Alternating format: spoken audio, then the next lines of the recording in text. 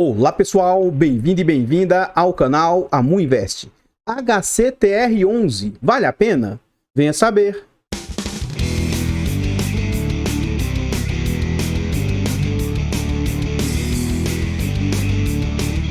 Então pessoal, este é um fundo imobiliário do setor de recebíveis, é um fundo imobiliário de papel.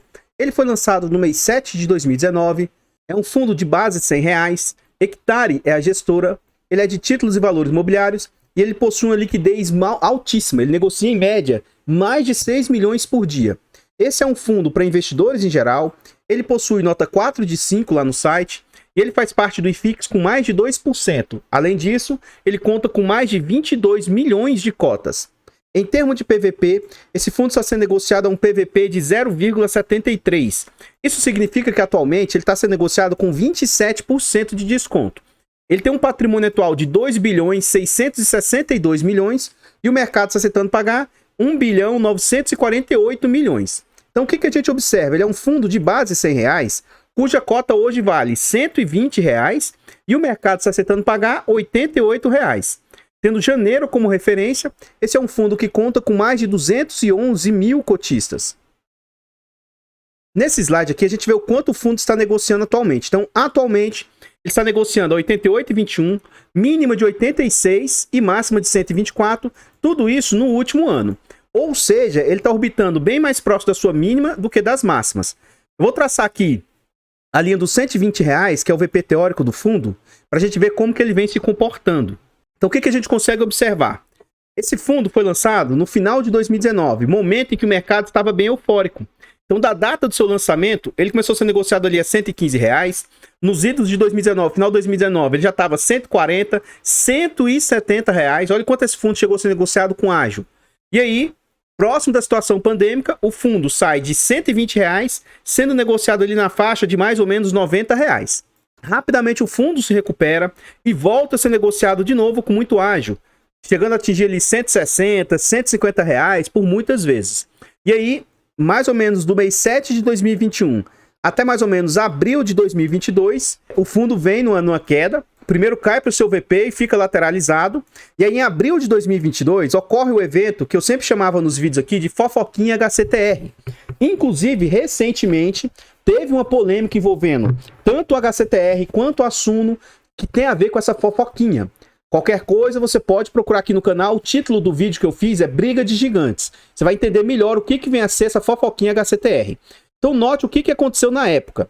Então, em abril de 2022, o fundo despenca de R$120 para abaixo de R$100. Aí o fundo tenta se recuperar, voltando próximo a R$120, só que de lá para cá o fundo veio numa queda gigantesca. Por algum momento ali, ele ficou lateralizado a R$100, e aí novamente agora, recentemente, o fundo despenca de R$100, R$86 no dia 16 de fevereiro, e agora, na data que eu gravo o vídeo, ele dá uma pequena recuperada, 88,21. Então, pessoal, antes da gente continuar vendo mais a respeito desse fundo imobiliário, eu gostaria de pedir humildemente, aqui eu trouxe algumas formas de apoio gratuito ao nosso trabalho. Se você gosta do que a gente faz, considere deixar o like, comentar, compartilhar, se inscrever e ativar o sino. Todas essas formas são formas gratuitas de apoiar o nosso trabalho. Comenta para nós aí se você conhece o HCTR11. Você acha que ele é um bom fundo ou é um fundo ruim? Você acha que a gestora faz um bom trabalho ou faz um mau trabalho? Uma coisa é fato. O mercado, ele é rentista. Enquanto esse fundo pagava dividendos altos, que aí não era só mérito deles, é por causa do risco do fundo, e além do mais, na época a inflação estava disparada, nesse momento o mercado considerava esse fundo excelente. E agora que ele diminuiu as suas entregas, realmente, atualmente, pelo risco-retorno, o fundo não está lá essas coisas. Agora, dizer que o fundo não presta mais porque ele diminuiu os rendimentos, não é bem por aí.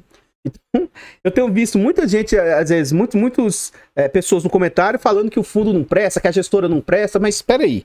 Ela não presta só porque ela não paga bem ou porque agora você entendeu que o fundo é arriscado? Quem acompanha os vídeos aqui do canal, há quase 2 anos eu venho alertando, né? Desde que o canal foi criado, o HCTR, Versailles, Deva, Bari e muitos outros são fundos arriscados, são fundos de risco. E aí você tem que tentar entender por que o fundo é arriscado. Comenta para nós se você entende os riscos, qual a sua opinião a respeito do fundo. Nós temos 2 canais secundários que a gente está tentando chegar a 1000 inscritos. considere ir lá nesses canais e se inscrever para ajudar a gente. A Mudicas já está quase chegando lá. E eu criei um canal novo, a Mufi Infra. Esse canal vai falar só sobre fundos de infraestrutura. Na data que esse vídeo tiver ido ao ar, que eu tô gravando ele com uma semana de antecedência, já vai ter saído o primeiro vídeo no canal lá, que vai ser sobre o CPTI. E para essa semana que esse vídeo aqui for ao ar, já vai sair o segundo vídeo do canal. Então considere ir lá e se inscrever, ajudar a gente, que eu agradeço de coração. Considere também nas outras plataformas e seguir os nossos 4 canais, se inscrever, comentar lá, que ajuda demais. Aqui a gente vê o histórico de pagamentos do fundo e você vai ver o seguinte: final de 2019 para início de 2020, com o IGPM em disparada, totalmente descontrolado, você vê esse fundo pagando sempre acima de R$1, por vezes R$1,50, e ele dispara nos seus pagamentos, ó. Também poucos pagamentos na casa de R$1, vários na casa de R$1,50, e no final de 2020 esse fundo chegou a pagar entre R$2 e R$2,50. Então nesse momento, inclusive a própria Suno falava que esse aqui era um dos melhores fundos, que a gestora era competentíssima, que estava com a ótima atração de crescimento. Depois, as próprias pessoas que elogiavam a forma como o fundo crescia, depois criticaram que o fundo estava crescendo. Então, assim, as pessoas... Eu sou imparcial. Eu tenho esse fundo, alerto que ele é arriscado, não acho que deva ter alta exposição nele, mas, para mim, eu não vou também ficar criticando algo que em um momento era excelente e agora é ruim. Então, é complicado. A partir do momento que o fundo começa a migrar de IGPM para IPCA e também acontece, ao mesmo momento também, um arrefecimento da inflação, ó, o fundo não consegue mais distribuir R$2,50, ele reduz para R$2 e por vezes fica ali na faixa de R$1,50 e R$1,60. Então nesse momento aqui que começa a cair os dividendos, automaticamente as cotas começam a cair. Esse valor extraordinário aqui em 2022, que aparece que ele distribuiu muito, na verdade, esse valor corresponde a R$3,20, mas é porque são dois valores de R$1,60. Por algum motivo, é como se tivesse sensibilizado 2 vezes no mês. E, excepcionalmente, em um mês aqui, eles pagaram antecipadamente. Então, o fundo estava entregando ali na casa de 1,60, diminuiu para 1,40, 1,80 mais ou menos. E aí, os últimos rendimentos, tendo em vista o arrefecimento da inflação, ficou até negativo, o fundo diminuiu a entrega dos seus rendimentos para algo na casa de 1,10 e agora, mais recentemente, o último dividendo anunciado foi de R$1. Esse fundo já passou por 12 subscrições e essa 13ª subscrição foi algo que, junto com aquela situação polêmica lá de abril, o fundo também chamou uma tentativa, ele nem tinha terminado essa 12ª subscrição e o fundo já tentou captar mais dinheiro no mercado na época. E isso também foi mais um ponto que o mercado não gostou. Então essa subscrição que eles tentaram fazer aqui, ela, tipo assim, ela foi, sequer aconteceu. Assim, apesar de aparecer aqui, eu acho que a gestora cancelou essa subscrição. Aqui a gente consegue ver com exatidão as últimas entregas do fundo. Então lá, 1,40, 1,75, 1,77, 1,50 e aí começa a queda a partir de mais ou menos mês 7, ó. 1,25, 1,10, 1,10, 1,10, 1,10, 1,10 e dia 7 de fevereiro, eles pagaram no dia 14 de fevereiro, o fundo anunciou R$1. Nessa data de cotação estava R$ 98 e esse yield indicava 1%. Então venhamos e convenhamos, o fundo ficar pagando 1%, 1,10 para um fundo muito arriscado como ele aí é algo que, na minha opinião, não é algo tão vantajoso. Esse mesmo yield de 1,2, atualmente, como as cotas caíram muito, está representando 1,13. E no acumulado de 12 meses, esse fundo vem com 17,65% de yield acumulado. Aqui a gente vê que vários institucionais têm posição no fundo. O Iridium, ele vem cada vez mais desovando as cotas de HCTR. Hoje a sua posição é de, entre aspas, apenas 2,48% do fundo. O BCRI com mais quase 1%. BBFO com 0,64%. E aí inúmeros outros institucionais também têm posição no fundo.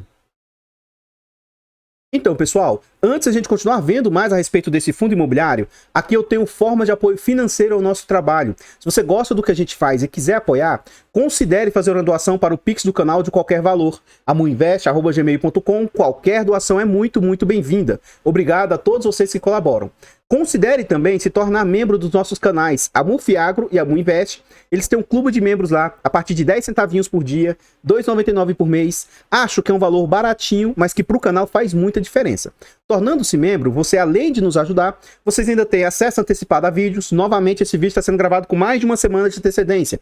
Vocês têm preferência quando pedem um vídeo e também participam do nosso grupo fechado do Telegram. Por fim, eu criei um e-book, Introdução aos Fundos Imobiliários. É um e-book de linguagem simples, assim, tem muito conteúdo mesmo, e pode ajudar desde o iniciante até mesmo quem já tem uma certa experiência. Se você quiser nos ajudar, considere comprar esse e-book para ajudar o canal.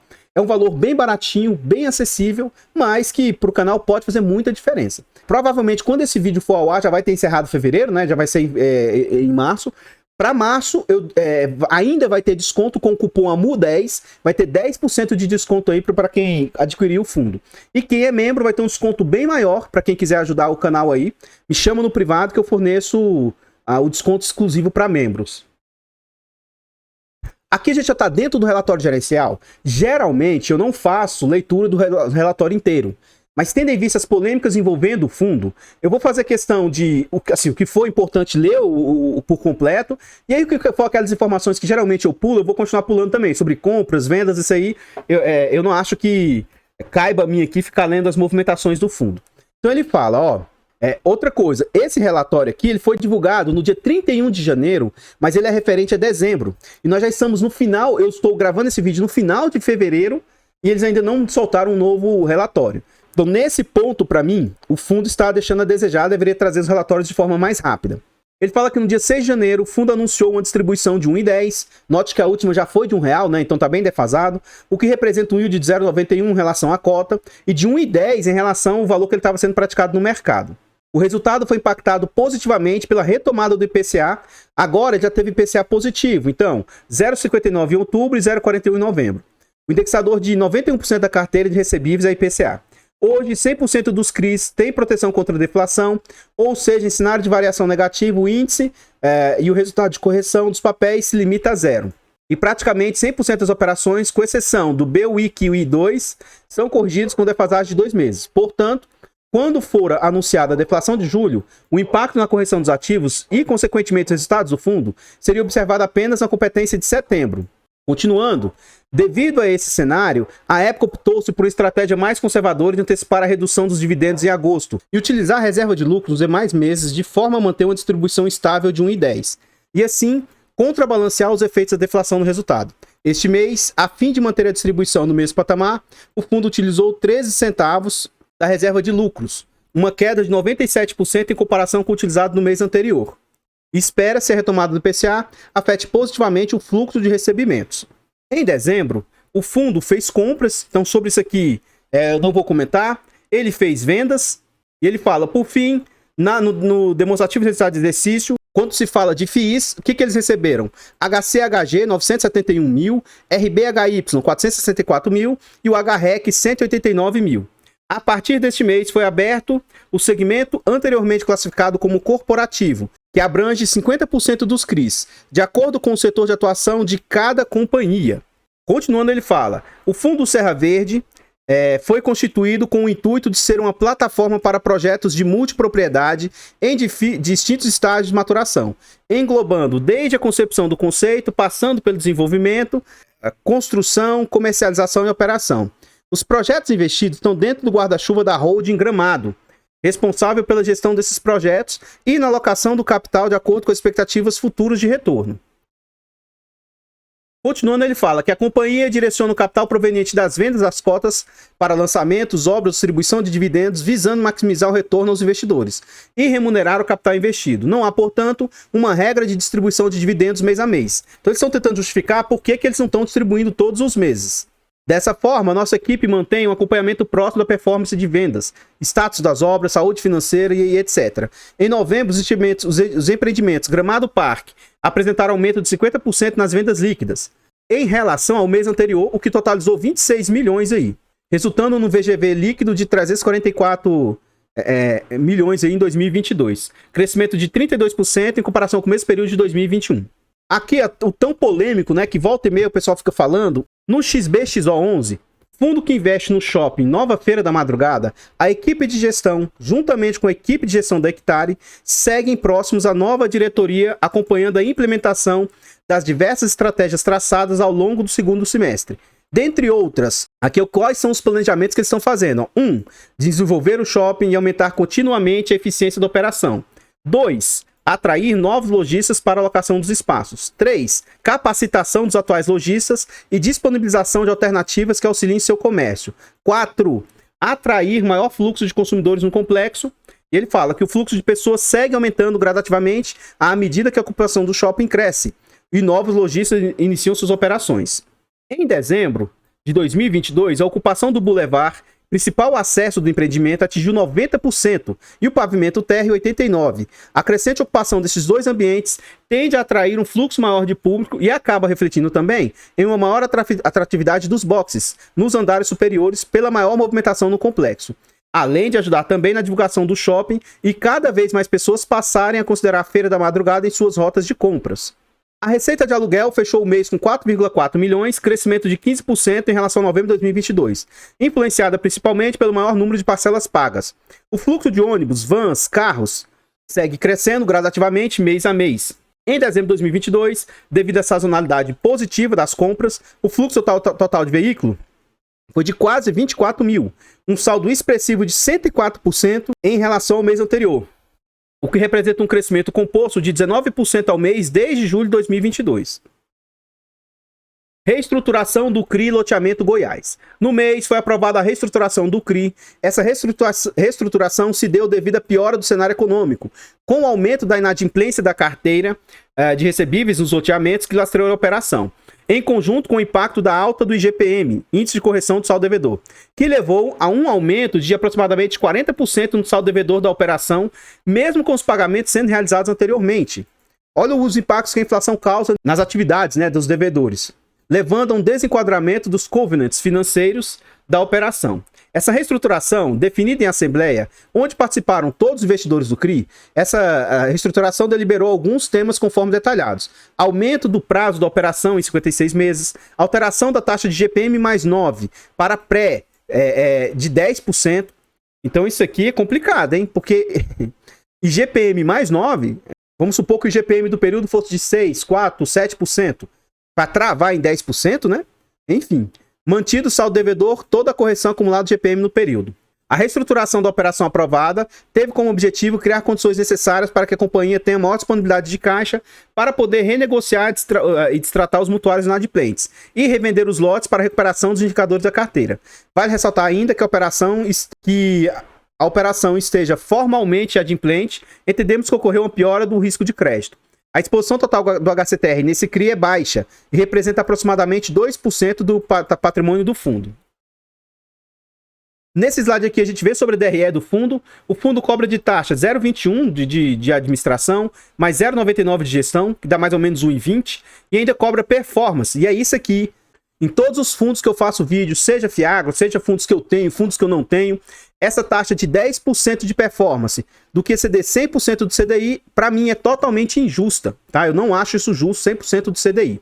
Como o CDI aumentou muito e o fundo é muito indexado a IPCA, provavelmente ele não está mais conseguindo oferir performance. Mas eu volto a reiterar, não é porque ele não está recebendo que eu acho essa taxa justa. Em dezembro, o fundo recebeu um total de 26.124.000, sendo que ele oferiu 26.796. Disso aqui veio 17 de juros, 9 de correção monetária. E aqui você consegue observar que começou a voltar à normalidade a correção. Ó.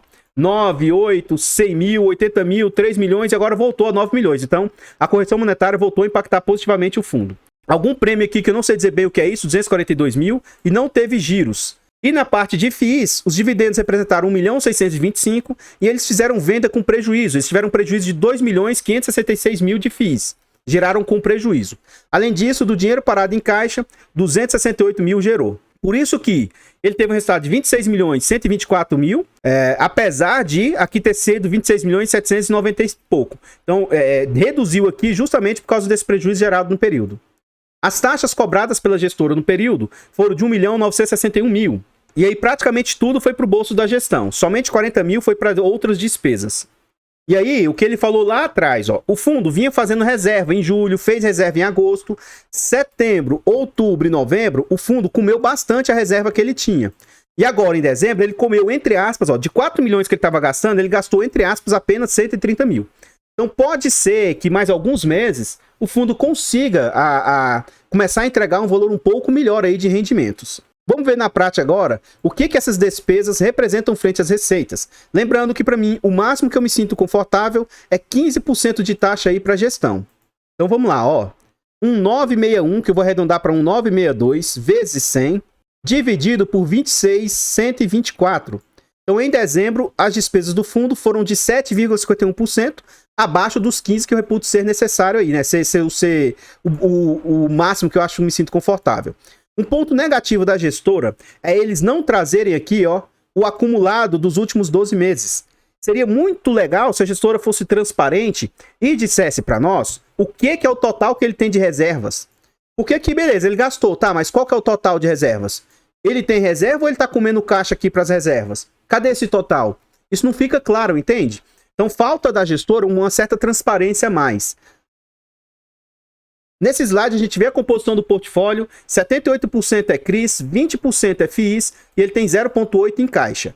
Dos seus devedores, 57% são sênior, ou seja, quando tem essa subdivisão de sênior, a gente vai ter sênior, mezanino e subordinada. Sênior, ele tem preferência no recebimento caso dê alguma inadimplência. O mezanino, se sobrar dinheiro, paga o mezanino, e se sobrar dinheiro desses dois, paga o subordinado. Então, se der alguma problemática, pode ser que esse valor não alcance os subordinados aí.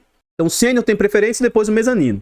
Nesse quesito, quase que 60% das cotas do fundo são sênior, então tem uma certa garantia a mais. Ele tem um percentual alto em subordinados, ó, 30%, mas isso é o que traz o grau de risco que tanto eu falo nos vídeos. Ele é arriscado porque 30% do seu portfólio são cotas subordinadas, o que é arriscado. Ele tem mais 8% único e mais 3% mezanino. O portfólio da carteira hoje, 90% é indexado a IPCA mais 10. Ele tem um percentual ali de 6% em IGPM mais 13 e 2% em CDI mais 4. E aqui, outro ponto que traz certo risco para o portfólio é isso. Hoje, 76% do seu portfólio está com as obras 100% acabadas. Então, isso é um ponto positivo. O restante do seu portfólio está na fase de maturação. Ó. Tem 7% das obras, 15, 17, 19, 22, 24. Então, por parte do portfólio, ele incorre aqui no risco de obra. Porque se não conseguir terminar, né, pode dar problema. E já na faixa de vendas, aqui que a situação um pouco, né, tá um pouco pior. Por quê? Ele tem 36% do portfólio 100% vendido, tem 19% do portfólio com 64% vendido, tem mais 26% do portfólio com 45% vendido e toda essa parte do portfólio vendeu pouco. Então, ele tem que melhorar as vendas dessa parte que já está mais madura e também melhorar as vendas dessa parte aqui que está maturando. Dentro do segmento de FIIs, o XBXO representa 41% dos FIIs, o Serra Verde 32%, o HCHG 14%, o HCST 4.9%, o IC Loteamentos 3.6% e o HREC 2.9%. E você viu lá no início do vídeo que XBXO não está trazendo rendimento para o fundo, Serra Verde não está trazendo rendimento e o IC Loteamentos não está trazendo rendimento. Então, ó, ele tem uma parcela alta do seu portfólio aí, dos FIIs, sem gerar receita. Então, ó, se ele tem 20% em FIIs, e a gente pega aqui, ó, 40, 70, vamos arredondar aqui, 75% desses FIIs, 75% de 20, vai dar mais ou menos uns 15%, tá? Então, 15% dos FIIs, 15% do portfólio total do fundo não está gerando receita. É como se ele tivesse 15% aqui parado, sabe? Então, isso também ajuda a amassar um pouco o resultado do fundo. Aqui tem a carteira do fundo, tá? Você pode ver que são 1 de 3 essas páginas. Eu só trouxe a primeira e depois nós vamos saltar para a página 3. E aqui a gente vê os percentuais que o fundo tem alocado. Aqui são créditos pulverizados, ou seja, são inúmeros devedores. E onde ele tem a maior exposição para esses devedores aqui, ó, circuito de compras, tá dando aqui 6,54 mais 0,78. Depois a gente veio esse CRI Brasil Parques aqui, com mais 4,53, 1,88. Então, nesse ponto aqui, esses devedores não estão representando um percentual alto do PL, né? Dos pulverizados. Agora, lá na parte de corporativos, a gente vai ver que ele tem uma concentração um pouco maior. Nem todos aqui o fundo traz como é que tá as obras, vendas, né? Ele não fala como é que tá a situação, então não tem como se analisar tanto. Mas saiba que esse portfólio do fundo é um portfólio muito, muito arriscado sim, tá? E como eu disse, eu saltei para a página 3. Tem 2 páginas inteiras. Um ponto assim é que o fundo ele é muito pulverizado em termos de devedores, ele tem muitos devedores mesmo. Então a parte de pulverizados ele não tem muita concentração. Agora, Nessa parte aqui de corporativos, o fundo está concentrado. Ó. Esse Hope, por exemplo, está representando quase 15% do fundo. Se ocorrer alguma inadimplência, default, algum problema aqui financeiro nesse pessoal, pode impactar muito o fundo. Esse CRI One Hold aqui, ó, também é mais de 11%, quase 12%. Então, essas concentrações aqui são ponto de atenção de quem é cotista ou decidir investir nesse fundo. Tem que estar ciente desses riscos que você corre caso você opte por investir nesse fundo. E por fim, a gente vê aqui as exposições aos fundos imobiliários. Ele também tem uma exposição alta do portfólio, aquilo que eu falei lá atrás, ó. 8,6, que eu vou arredondar 8 com mais 7 aqui, ó, 15. HCST, 16. Mas esse aqui, vamos pôr aqui, que é aquilo que eu falei, dá mais de 15, tá?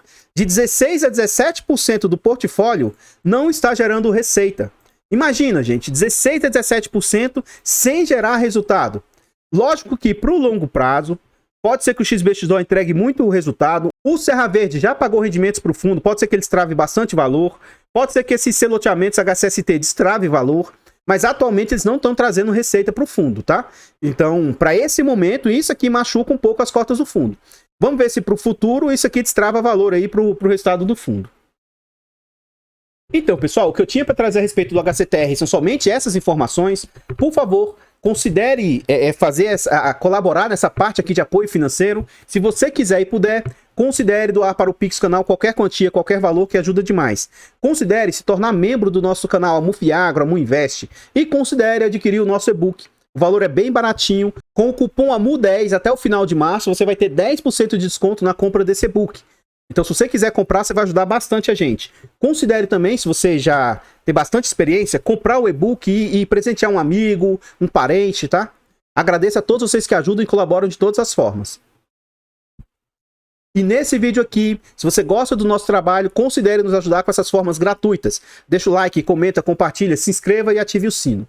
Comenta aí para nós se você conhecia o HCTR, você sabia desses riscos que ele possui? Você conhecia a gestora? Você sabe desses problemas que ele está passando aí? Comenta para nós aí que seu comentário é muito importante. Eu tenho esse fundo na minha carteira pública, na minha carteira privada, tenho ele com uma pequena exposição, não é alta a exposição que eu tenho nele. Sempre que eu comprei esse fundo, sempre que eu falei sobre esse fundo, eu avisei dos riscos que ele possui. Então, assim, não adianta hoje as pessoas ficarem falando mal do fundo, sendo, né, a gestão tem ancorado muito dos seus ativos internos, né? Isso é um ponto que vem prejudicando a performance do fundo. E atualmente, pelo risco-retorno que o fundo vem apresentando, hoje é um fundo que teoricamente não vale a pena você se posicionar. Longe de mim aqui disso ser uma indicação, tá? Mas você com fundos com baixíssimo risco, menos risco, você consegue ter um resultado até maior do que esse fundo está entregando atualmente. Então eu acho que esse fundo vai voltar a destravar valor, vai voltar a entregar um bom rendimento aí, mas por enquanto ele vem sofrendo bastante. De novo, o ponto de eu ter o fundo, o ponto de eu investir no fundo, não significa que você deva ter, não significa indicação de compra, venda ou manutenção do ativo. Considere, por favor, ir lá nos nossos canais secundários e se inscrever, a Mudicas e a Muf Infra. Nosso objetivo é tentar chegar a 1000 inscritos nesses canais aí pra gente monetizar ele. E considere nas outras plataformas, seguir, se inscrever, comentar, que ajuda demais a gente aí. Então, o que eu tinha para trazer a respeito do HCTR são somente as informações. Eu vou deixar passando no final do vídeo aqui vários e vários slides a respeito desse fundo. Muito obrigado a todos vocês que colaboram. Eu vou ficando por aqui e eu espero encontrá-los nos próximos vídeos. Fiquem todos com Deus, tenham um bom dia, uma boa tarde, uma boa noite e... fui!